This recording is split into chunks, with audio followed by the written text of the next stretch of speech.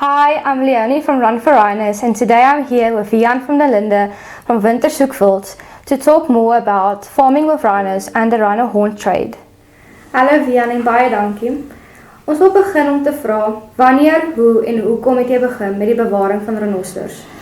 Ja, ek dink soos enige wildboer bou 'n mens spesies en renoster se ikoniese spesies, een van die groot 5 en dis 'n dier wat vir 'n toerist vir die boer self vir almal deel is van romantiese Afrika. So ek dink dit was 'n droom geweest wat waar geword het. Wat 'n impak het dit op jou lewe? Ek dink dit dieselfde impak en dit gaan baie snaaks klink as enige een wat 'n deel vorm tot die groter prentjie van 'n steenbokkie tot 'n renoster. Ek dink dit maak net die prentjie vol, maar ek dink ons is gelukkig dat ons baie met renosters gewerk het en veel wat oor 1000 renosters al getranslokeer het en ek dink hoe meer jy met diere werk, hoe nader kom jy aan hulle en besef jy hoe uniek hulle is hulle. En alhoewel die wit renoster ongelooflik rustig en ek wil amper sê so mak lyk, is dit 'n baie intelligente oerdier wat 'n ongelooflike sosiale struktuur het en wat mens baie maklik gou voor, kom ek sê, 'n sagte plekjie ontwikkel. Kan jy ons vertel wat behels dit met die bewaring van hulle en is dit werd? Ek dink dit is 'n vraag wat 'n mens elke 3-4 maande van nou af 'n ander antwoord gaan gee. Toe ons aanvanklik begin het, was dit absoluut ongelooflik geweest. Dit was 'n renoster was 'n plesier geweest. Volmaan was pragtig geweest. Daar was min wat op risiko was, nie jou renoster of jou personeel nie, en ek dink dit het drasties verander. Ek dink dit het gemaak, ons het baie meer bewus geword van die kriminele elemente, van syndikaate, ons het deel geword van die wêreldhandel en onwettige produkte, en ons het onsself begin blootstel om nie meer veilig te wees nie. Ons het gesien hoe van ons renosters doodgeskiet word, en waar ons geen voordeel uitkry nie, en bitter min ondersteuning, en dit is 'n ander debat, en laat dit absoluut op die individuele eienaars se skouers rus om na jou renosters te kyk. En ek dink dit het gemaak dat renosters, is dit die moeite werd? Emosioneel ja, en as jy wil goed voel ja, finansiëel glad nie, absoluut nie. En ek dink dit is iets wat aangespreek moet word, maar ons byt nog vas, die wiel draai ons, so ons kyk waar kom hy uit. As jy praat van die uitgawes van die renosterbewaring, waar is die grootste uitgawe van hulle? Ek dink sekuriteit is verseker.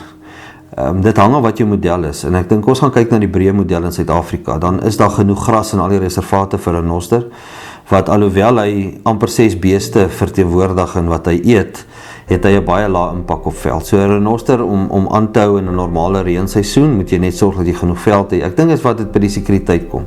En sekuriteit is verskriklik duur, want jy het opgeleide mense nodig. Ons praat van mense wat gewapen is, en daar kom versekeringskostes by, en so meer en so meer. So die versekering en die veiligheid en die wagte en al daai en die sekuriteit is absoluut die koste wat renosters 'n vraagteken agter 'n renoster sit om te sê, is dit die moeite werd of is dit nie? How do you see the current rhino horn farming situation?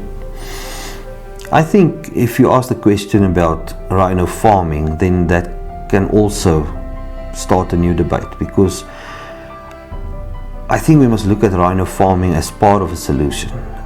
There's place for rhinos in the Kruger, in the provincial reserves, and also in places where people will never believe that dehorning rhino is the right thing to do. But I think rhino farming, the two positives out of it is that will be a controlled environment where you can harvest the horn just like you shear a sheep or cut your own nails with no pain and no risk. There will be financial advantage from government to the individual, but also at the end of the day, those rhinos will breed a lot better than any rhino in the wild.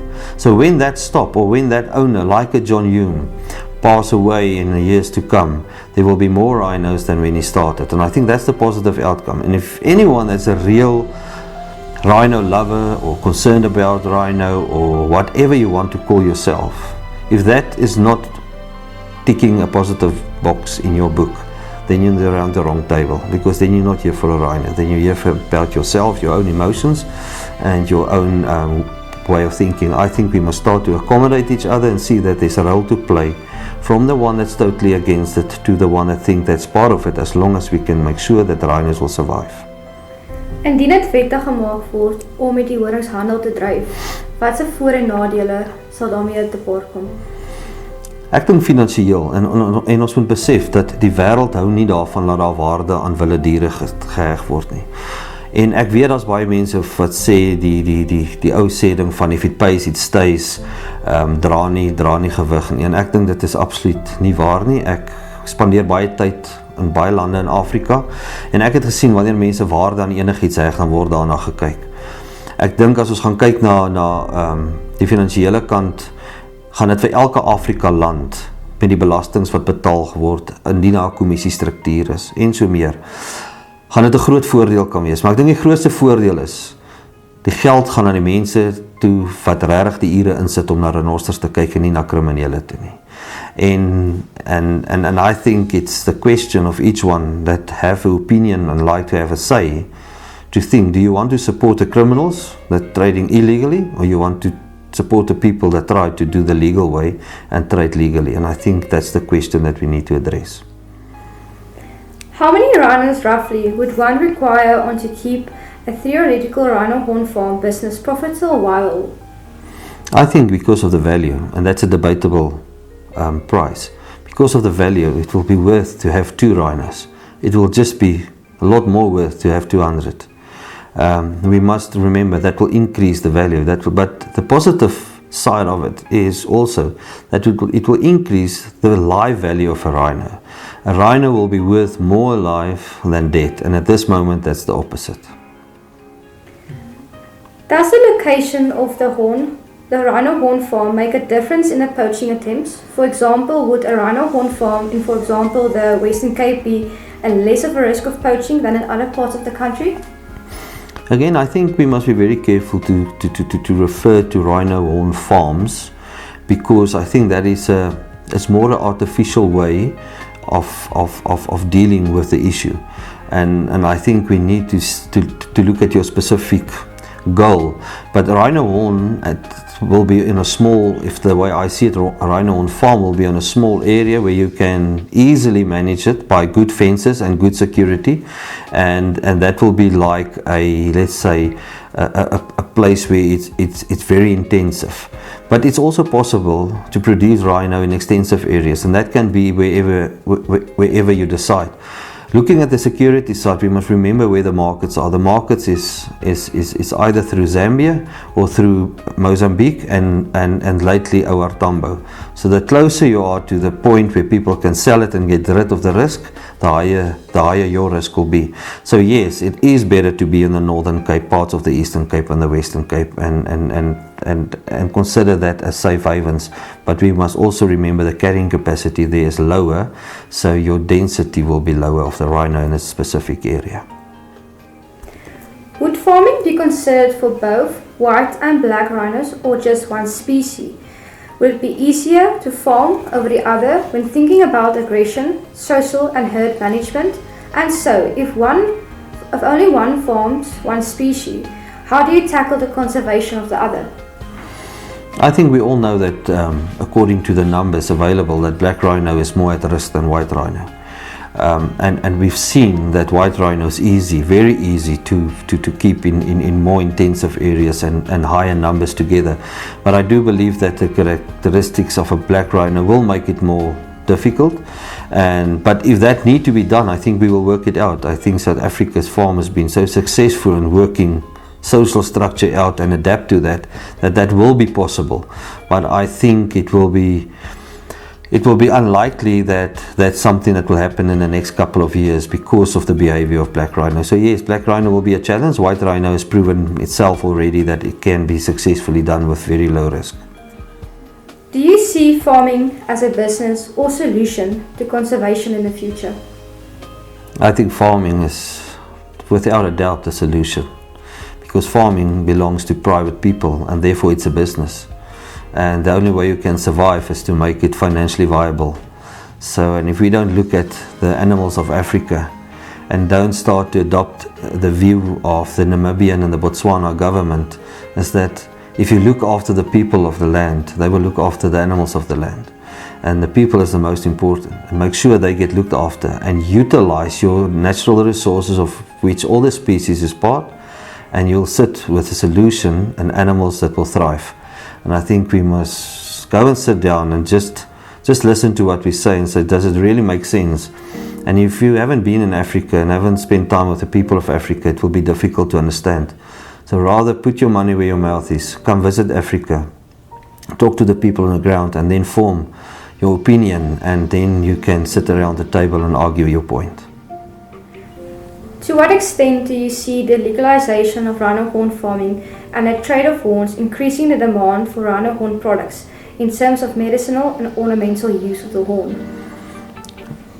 I think the issue or the argument about creating then a higher demand and putting more pressure on rhino is something that's really debatable. I think it's not being tested.